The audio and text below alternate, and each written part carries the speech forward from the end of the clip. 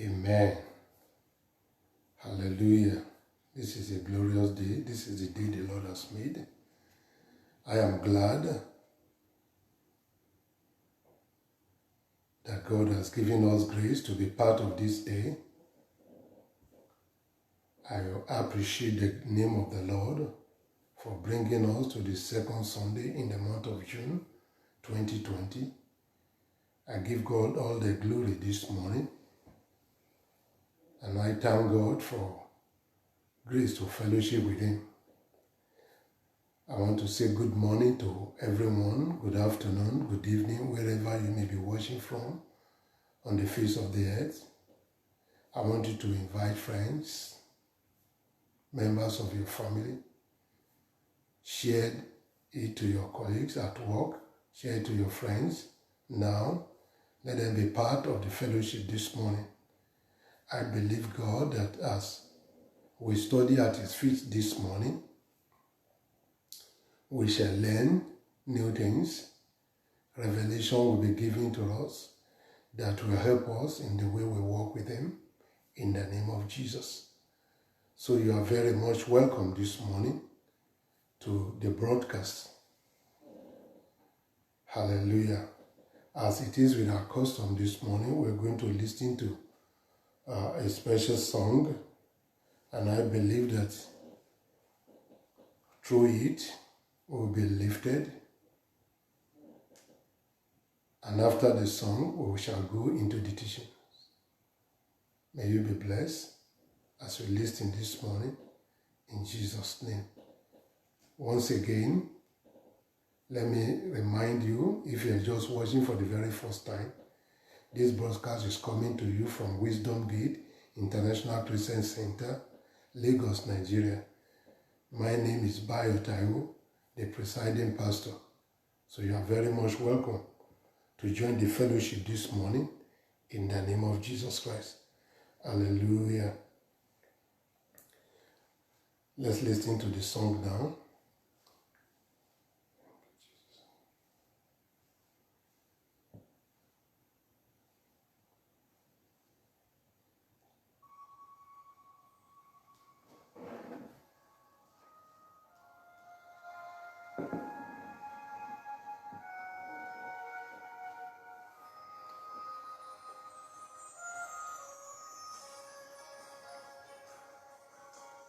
So,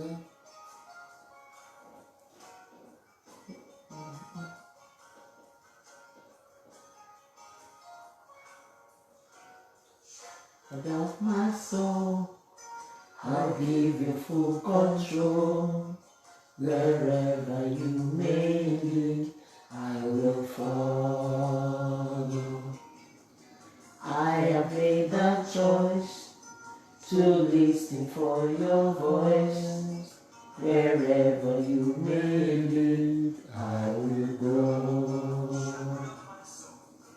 Shepherd of my soul, I'll give you full control. Wherever you may lead, I will follow. I have made a choice to listen to your voice. Wherever you may lead, I will follow. Be it in a quiet pasture or by a gentle stream, Shepherd of my soul is by my side. Through life is a mighty mountain, or valley that can be. The Shepherd of my soul will be my guide. Of my soul, I'll give you full control. Wherever you may lead, I will follow. I have made a choice to listen for your voice. Wherever you may lead, I will go. In the quiet pasture, by a gentle stream, the Shepherd of my soul by my side. Through life is a mighty mountain, a valley dark and deep. The shepherd of my soul will be my guide. Shepherd of my soul, I give you full control. Wherever you may lead, I will follow. I have made a choice to listen for your voice. Wherever you may lead, I will go. Wherever you may lead, I will go. Amen. Shepherd of my soul, I will follow you wherever you may lead. Hallelujah. Shall we pray? Father, we thank you once again this morning. Daddy, we appreciate you for bringing us into your presence to fellowship with you this morning. Lord of heaven, as we continue in the teachings this morning, Father, I pray, let revelation be given to your people. Let understanding heart be given to your people. Let the eyes of understanding of your people be enlightened through your word this morning in the name of Jesus, that everyone under the sound of my voice, O Lord, shall be transformed by your word. Lord, those who need healing by reason of your word going out this morning, confirm your word with signs and wonders. Let healing follow in the name of Jesus Christ. That everyone, O Lord, that will be part of this broadcast this morning shall be blessed through your word in the name of Jesus Christ. Spirit of the living God, take preeminence now. Minister to your people. Let light shine forth in the heart of every hearer today in the name of Jesus Christ. Thank you, Father. In Jesus' name I've prayed. Amen and amen. Hallelujah. Amen. You are very much welcome once again this morning in the mighty name of Jesus. Hallelujah. Can you pick your Bibles with me now? Let's read 1 Thessalonians chapter 5. We shall read verses 23 and 24. Hallelujah. 1 Thessalonians chapter 5, verse 23 and 24. And the very God of peace sanctify you wholly. I pray God, your whole spirit, soul, and body be preserved blameless unto the coming of our Lord Jesus Christ. Faithful is he that hath called you, who also will do it. Hallelujah. Hallelujah. We are continuing today, living the spirit life, part 3, and we shall be considering the topic, the soul. Last week in our teaching, we looked at the body and we pointed out 3 enemies of the spirit life to us. In our teaching last week, I mentioned to us that there are 3 enemies of the spirit life: the world, the flesh, and the devil. And if we must win the battle over these 3, the flesh must be seen as the most important enemy to fight first. In other words, if you're going to live the spirit life, you need to fight the battle with the world, the flesh, and the devil. But in order to win this battle, let the battle be directed towards the flesh first. Hallelujah. So this morning, we shall focus on the soul. We dealt extensively on the flesh last week. We're going to look at the soul. The soul, as the last battleground, must be aligned with the word of God for us to live the spirit life. In other words, you must bring your soul to align with the written word of God. Amen. What is the soul that we're talking about? the very existence of our being. And this soul is made up of 5 basic areas. Hallelujah. We have the emotion, the intellect, the memory, the imagination, and the will. I take that again. The emotion, intellect, memory, imagination, and will. Take note of these 5. By the grace of God, we're going to see how these affect the way we live the spirit life. The soul is the place where the devil tries to blind man from understanding the gospel of salvation. So many are out there that didn't understand the gospel. They have had it severally. It doesn't make meaning to them because the soul has been blinded by the devil. 2 Corinthians chapter 4, verses 3 and 4. The scripture says, if the gospel be hid, or if our gospel be hid, it is hid to them that are lost, in whom the God of this world has blinded the mind of them that believe not, lest the light of the glorious gospel of Christ, who is the image of God, should shine unto them. In other words, the devil, the God of this world, blinds the mind of people that believe not.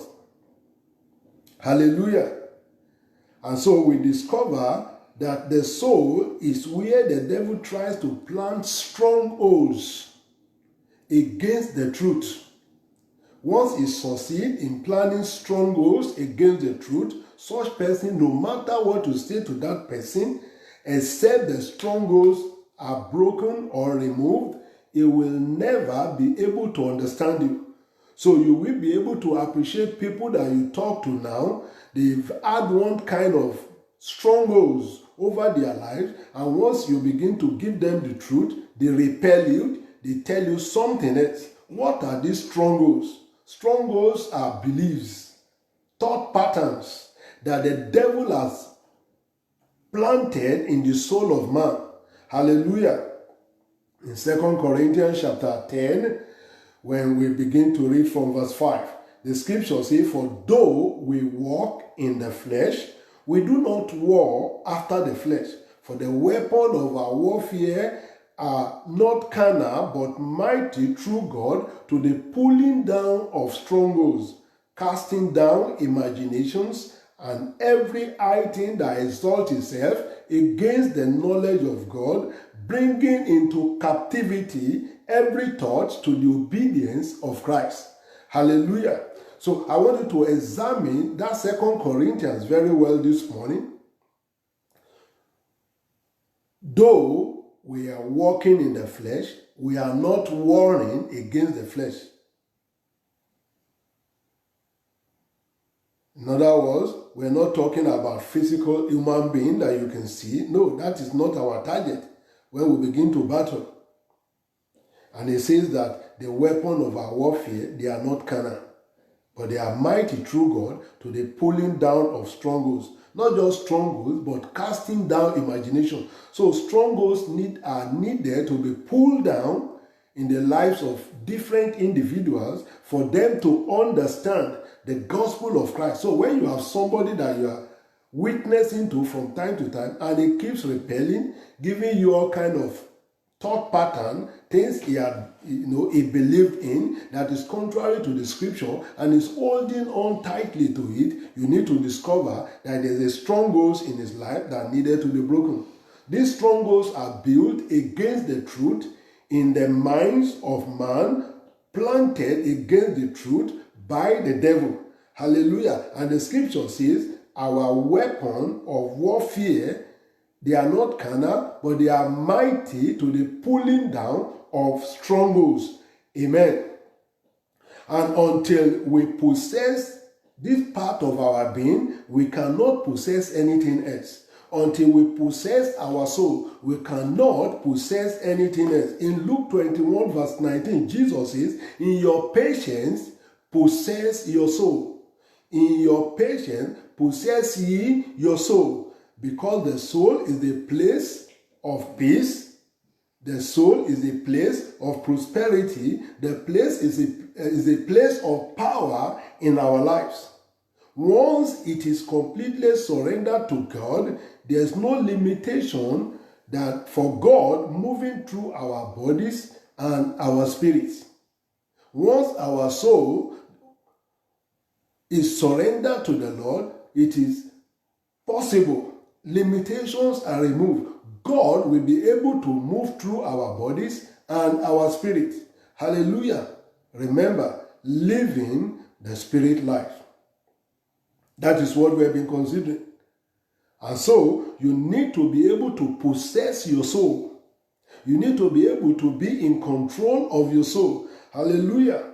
I mentioned to all the different parts of the soul. The emotion, the intellect, the memory, imagination, and the will. Let's look at the first one, the emotion. When you think about emotion, it is the biggest part of human soul, and it is because it is the most vocal part. You wonder, why is it very vocal? Your emotion speaks louder than any other part of the human soul. That's why people can tell you that, well, by reason of the emotion you are displaying, they understand what you are about to say. Action speak louder than what? Than voice. Your emotions speak louder than any other part of your human soul. When our soul is used in a godly way, they express how God feels. You know, how God feels about something, or how God feels about an event or an occasion or situation. When our soul is surrendered to Him, when it is used in a godly way. The scripture reveals to us that God Himself has emotions. Don't forget, we were created in His image. God has emotion. He has feelings of joy, peace, anger, jealousy, compassion, and many more. And all of these God displays from time to time. All of these emotions, God displays them from time to time. Jesus, the Bible says, who is the express image of God. When He was here on earth, he used the emotion as a tool. Jesus' emotions became a tool in the hand of God. John chapter 11, verse 35. They told Jesus in John 11, Lazarus, whom you love, is dead. And the sisters were crying. And people that followed the sister to meet Jesus were also crying. And in verse 35 of John 11, the scripture tells us that Jesus wept. His emotion came into it. Hallelujah. In Matthew 21, verse 12 and 13, we also saw Jesus displaying his emotion when he went into the synagogue and he met the people that were buying and selling. They were doing exchange of money. They are like the bureau de change of our time. They were doing all manner of selling in the synagogue. And the scripture says when he entered the synagogue and saw all of this, that the people were doing defiling the temple, the anger of God rose up in him and provoked him to action. The scripture says he took up a whip and he started whipping them out of the temple. And he told them, do you not know that my Father's house shall be called the house of prayer? You have turned it to the den of robbers. Hallelujah. So we saw Jesus' emotion becoming what? A tool to do the will of God. And the same way, God has created us so that our emotion, when it is turned over to Him, will become a tool in His hands. Emotion that is used in an ungodly way will control us. Instead of us being in control, when you begin to use your emotion in an ungodly way, it will begin to control you. It can destroy the bond of commitment in all areas of life. Hear me this morning. When you begin to demonstrate a negative emotion and you begin to use it in such a way as to make the emotion controls what you do, then it can destroy bonds of commitment. Hallelujah. Let's think about a relationship this morning. In a relationship, if there's an emotional hurt or there's no longer a thrill of excitement, what we discover is that commitment is broken already.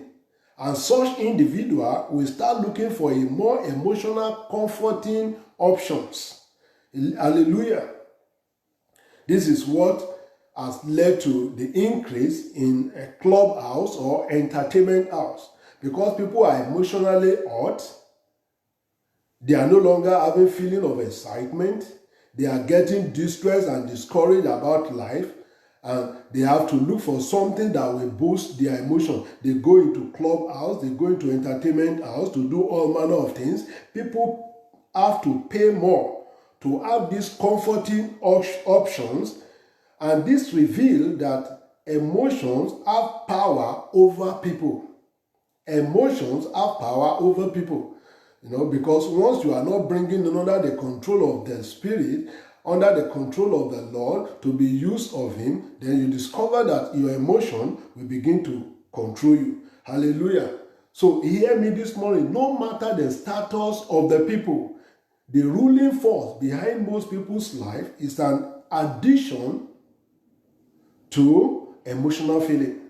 What is ruling most people's life is an addiction to emotional feeling. Once they are not getting that feeling, they look for it by all means. They look for it at all costs. And there are those who use this emotion to manipulate others. You can imagine, in a family setting where you have the mother-in-law in a home coming to visit with his son, to the home of his son, and then you have the wife. And then the son has gone out for business. The wife at home with the mother-in-law. Because they are not flowing together, the wife, terrorizing the woman in one way or the other. And what you discover at the end of the day is that the moment the wife realizes that the husband is coming in, has arrived and is coming in, it will change the whole story. Probably start crying, so that the husband will come in and begin to ask, what is happening to you? What has my mommy done to you? That is using emotion to manipulate people. Hallelujah. And a lot of people are involved in this. And that's why I want to encourage you this morning. You must be in charge of your emotion. Once you begin to use it in a negative way, it will have control over you. But I encourage you this morning to bring it under the Spirit of God so that your emotion will be under you, will be such that you can control, and it will be a tool for God to use. Feeling of compassion, just like God, will move you to help people, will move you to show love to people. That was what moved Jesus Christ to do all manner of healing and deliverances while he was here on earth. He was moved with compassion. So this kind of feelings or emotions will help us to become useful in the hand of the Almighty God. We become a useful tool for God to use. I pray this morning that heaven will help you, give you understanding of what we're talking about this morning, so that your life will become better, will become a tool for God to use in these last days, in the name of Jesus Christ. Hallelujah. Let's talk about emotional deception. Emotional deception. Emotion can be very deceptive. I have to let you know this. It can be very, very deceptive because what you feel may not be real. Your feeling may not be real. So as individual, we must learn to control it. In other words, control our emotion by doubting what it presents to us. Doubt your emotion. Doubt what your emotion is presenting to you. When you begin to do this, you will be in control. Let's look at the case of our Father in heaven. He couldn't do much with the people. He couldn't tell them reality of his existence or what to do until he took care of their emotion, the feeling of fear. For instance, in Genesis chapter 15, verse 1, the scripture says, after these things, the word of the Lord came unto Abraham in a vision, saying, fear not, Abraham, I am thy shield and thy exceeding great reward. I am thy shield and thy exceeding great reward. Before God will say to Abraham, I am your shield and exceeding great reward, he said to him, fear not. He has to take care of his fear. God had to put the emotion of the people under control before telling them what he wants them to do, before telling them the reality of what he has for them. In Isaiah chapter 37, from verse 5, he sent a message to Ezekiel. And let's read now from verse 5. He says, so the servant of the king Ezekiel came to Isaiah, and Isaiah said unto him, thus shall ye say unto your master, thus saith the Lord, be not afraid of the words that thou hast heard, wherewith the servants of the king of Assyria have blasphemed me. Behold, I will send a blast upon him, and he shall hear a rumor, and return to his land, and I will cause him to fall by the sword in his own land. God said to him first, to Ezekiel, be not afraid. He has to take care of his fear for him to appropriate or for him to possess what God has in store for him. Hallelujah. The same thing he did with Mary, the mother of our Lord Jesus Christ. In Luke chapter 1, verse 30, the scripture says, and the angel said unto her, fear not, Mary, for thou hast found favor with God. So we see God taking care of people's emotion. And I want to bless the name of the Lord because it's been revealed already that for each day in the year, there is the word from the Lord, fear not, fear not, fear not, for each day. 365 times the scripture, it appears in the scripture. That means for each day, God is saying, fear not, fear not, fear not. And until fear is taken care of, you cannot take delivery of what God has in stock for you. I pray for you this morning, every spirit of fear that have taken over your life, every stronghold of fear, they are destroyed this morning in the name of Jesus Christ. Amen. They are broken this morning in the name of Jesus Christ. Hear me this morning. I said you need to learn how to doubt your emotions. It's not everything your emotion present to you that you believe. That's why you need to be in control. You need to be in control. God's word is reality. Emotion without the word of God to give it substance becomes horrible decision maker. This is why you don't take decision based on your emotion. No. Don't let your emotion rule you. When you become emotional about a situation, then don't take any decision until you are in charge. Hallelujah. Because a life that is based, or a life that based all its decision on feelings is destined for destruction. So don't let your decision be based on your feelings. No, you must get your fact right. You must put your emotions under control. Hallelujah. Number 2 thing that you need to do is to change your focus. Change your focus. Change your focus and change your destiny. Change your focus and change your destiny. Hallelujah. Begin to control your emotion. If you focus on negative event, it will take hold of your mind. It will take hold of your emotions. In the same way, if you focus on positive event or emotion, focus your emotion on positive thing, you will discover that it will automatically begin to switch direction. Amen. That's why being in control is very, very important. I want us to look at the example of David in Psalm 42, verse 5. Psalm 42 verse 5. The scripture says, in fact, David cried out, "Why art thou cast down, O my soul? Why art thou cast down, O my soul? Why art thou disquieted in me? Hope thou in God, for I shall yet praise him for the help of his countenance. For I shall yet praise him for the help of his countenance." David learned to talk and direct his emotion.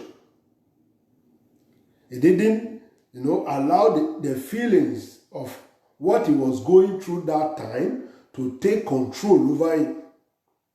That was why he had to address it. He had to speak to his soul. "Why are you cast down, O my soul? Why are you quiet within me? Hope thou in God. Hope thou in God, for I shall yet praise him for the help of his countenance." Even though the situation looked desperate, David commanded his emotion to hope in God. He learned to encourage himself in God and in his word. Remember when everything was taken away, the enemy came, took everything away, and David was left alone. The scripture says that people thought of stoning David. And the scripture tells us that David had to encourage himself in the Lord. Are you discouraged this morning by reason of challenges around you? I want to say to you with the word of the Lord this morning, hope thou in God. Your case is not hopeless. Your situation is not hopeless. There's no hopelessness with our God. God can raise you up again. So let your faith rise. Hope thou in God. God will raise you up again in the name of Jesus Christ. Hallelujah. Philippians chapter 4 verse 4. The scripture says, "Rejoice in the Lord always. Again, I will say, rejoice." Even when things you are looking at doesn't call for rejoicing, the scripture says rejoice. Because your emotion has to become positive for you to get something that God has prepared for you to take delivery of what God has for you. Hallelujah. Emotions are very powerful. I need to tell you this morning. Emotions are very powerful. Like military weapons, they must be fired in the right direction. You must learn to fire it in the right direction. You can put it under your control by spoken words. That is the secret this morning. You can bring your emotions under your control by spoken words. Amen. So if you do not want your circumstances, or if you do not want your circumstances, other people, or the devil to manipulate your emotion, then you must learn to speak positively to it. Hallelujah. You are getting distressed, encourage yourself. You are having a feeling of fear, hope thou in God. Speak to your emotion. You can address it. I remember I told us last week that our voice is a primary tool in living the spirit life. You must be able to use your voice. Your voice has been given to you. Don't be quiet. If David had kept quiet, the people will have stoned him. He will have gotten discouraged. He will have given up on leadership. He will have given up as a leader. But the scripture says he encouraged himself in the Lord. Hallelujah. He encouraged himself in the Lord. So how do you take control of your emotion? Number one, once your emotion begin to go in a negative direction, learn to do the opposite. Did you hear that this morning? Taking control of your emotion. Once your emotion is driving you in a negative direction, make sure you go the other direction. That's the first step in taking control of your emotion. When you are having feeling of sadness, then pick up a song, begin to sing and rejoice. That is what it means. That's what it means. That's how the circumstances of life will not be able to cause you to bow.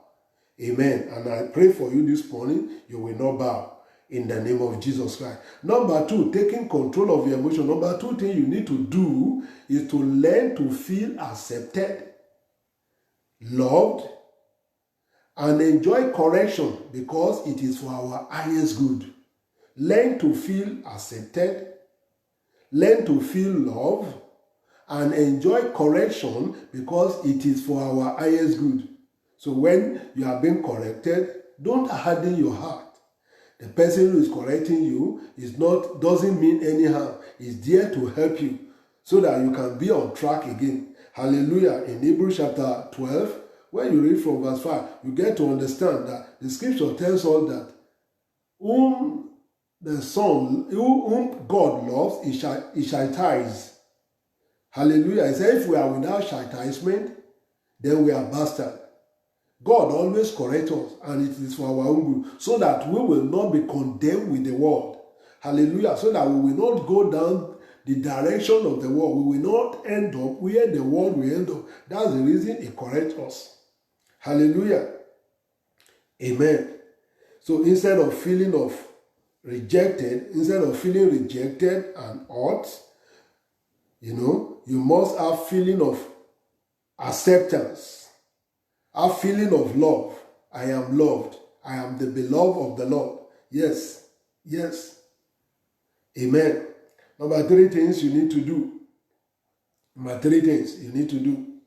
To take control. In taking control of your emotion is to learn to speak forcefully.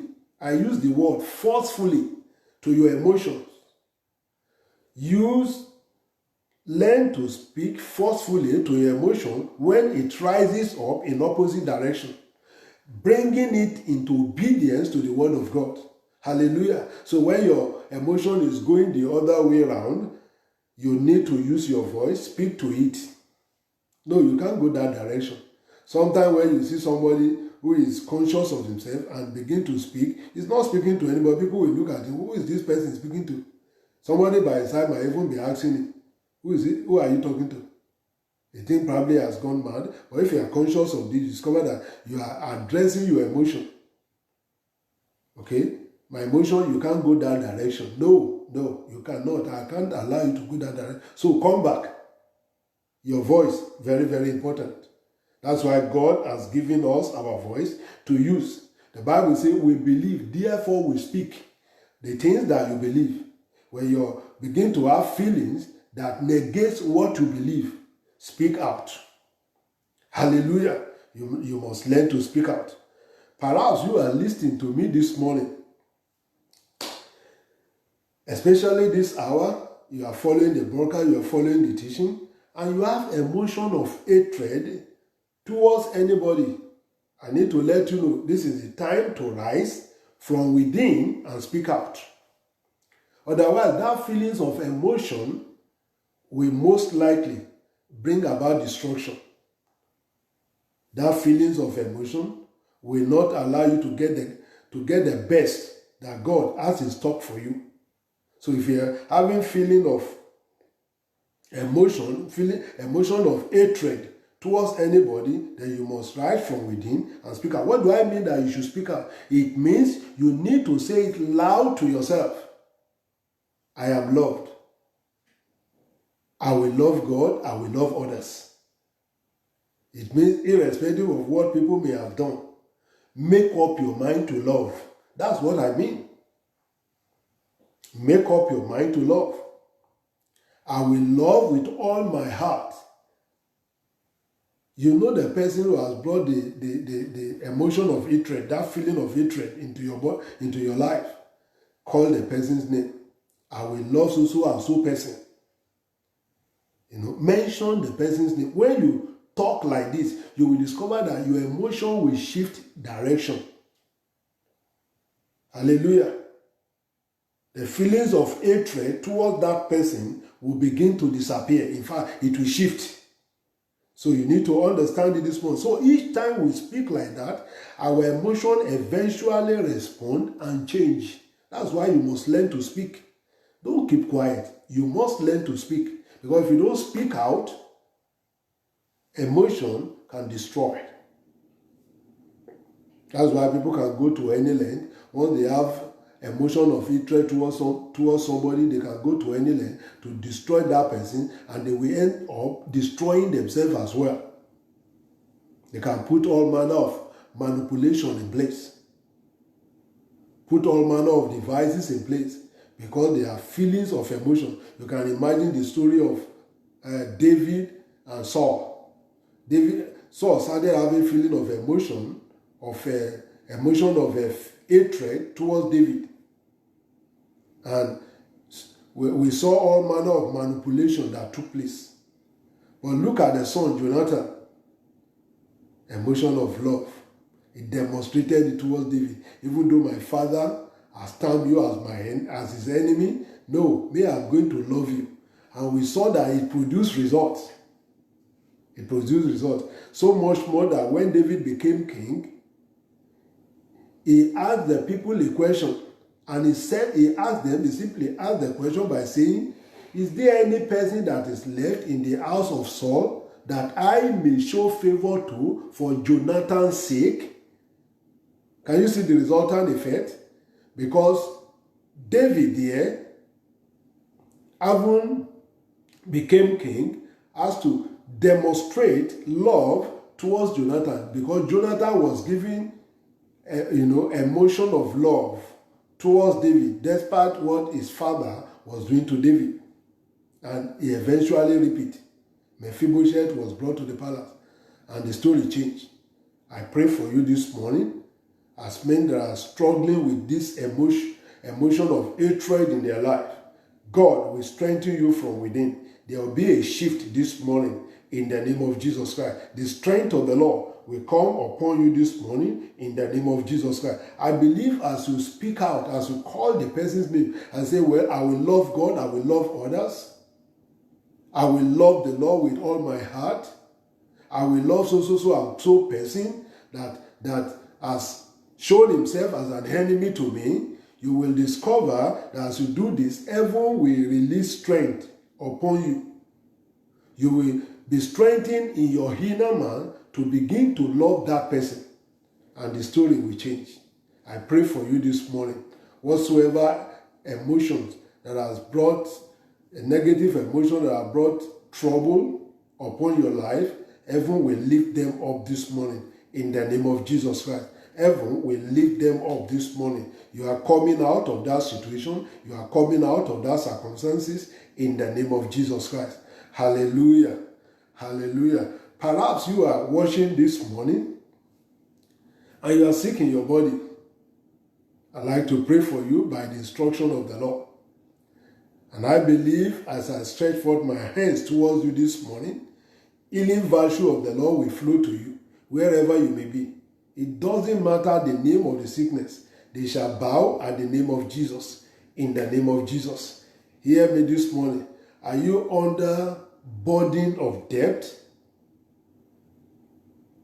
I speak by the decree of the watcher this morning. That debt, I sign it off this morning in the name of Jesus Christ. I sign it off this morning in the name of Jesus Christ. Favor of the Lord is resting upon you from today in the mighty name of Jesus. Heaven will supply your need. You will no longer live your life in debt in the mighty name of Jesus Christ. You that are on the sick bed, you're believing God for healing this morning and you are under the sound of my voice. I stretch forth my hands towards you this morning. Where you are, yes, where you are, I project myself in the spirit realm to where you are this morning, and I lay these hands upon your body. The healing virtue of the Lord is coming upon you now in the name of Jesus Christ. Rise from that bed. Rise up from that bed. Yes, what you have not been able to do before now, I command you by the word of the Lord, begin to do it now in the name of Jesus Christ. Begin to do it now in the name of Jesus Christ. Begin to do it now in the name of Jesus Christ. Thank you, Father. It is done. Glory to your name, Lord. In Jesus' name, amen and amen. That's where we shall stop this morning. I want to thank God that you are part of the fellowship. I believe you have learned one or two things this morning, and I know your life will not remain the same in the name of Jesus Christ. You will move from glory to glory. God will continue to cause your path to shine in the name of Jesus Christ. Hallelujah. Hallelujah. Perhaps you have any questions to ask. Yes, you can press that button and send message to me later. I will definitely get back to you, reply every question that you have. I believe the Lord will give you a word, and clear every form of darkness around you, give you an understanding in the name of Jesus Christ. Hallelujah. Hallelujah. Perhaps you have watched and you have followed this morning and you have not given your life to Christ. I want to encourage you. Take that bold step this morning. Every strongholds, every veil that darkness has put over your life, I pull them down this morning in the name of Jesus Christ. I command the light of the gospel of Christ to shine into your heart, because light shine and darkness cannot comprehend it.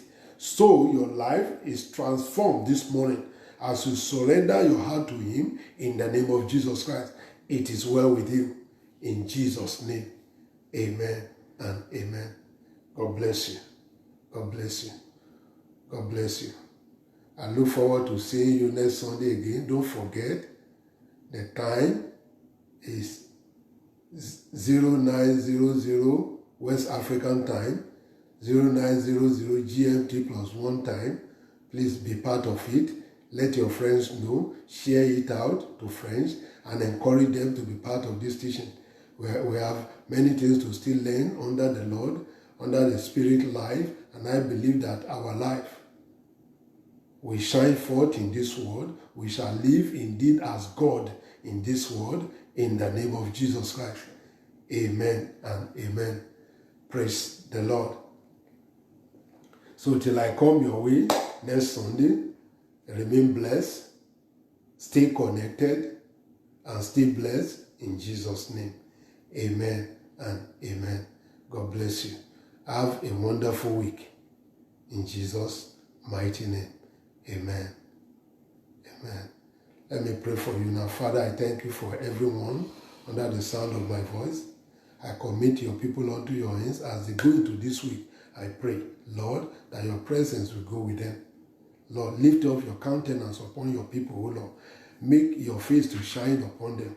Let your favor radiate round about them, that this week it shall be a week of favor for them.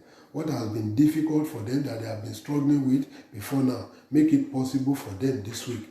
And Lord, as they go this week, Lord, your mighty presence will make the difference in their life. And when they shall return, Daddy, they shall return with testimonies in the mighty name of Jesus. Thank you, Father. In Jesus' mighty name, I have prayed. Amen and amen. God bless you. Thank you for being part of the service this morning. In Jesus' name.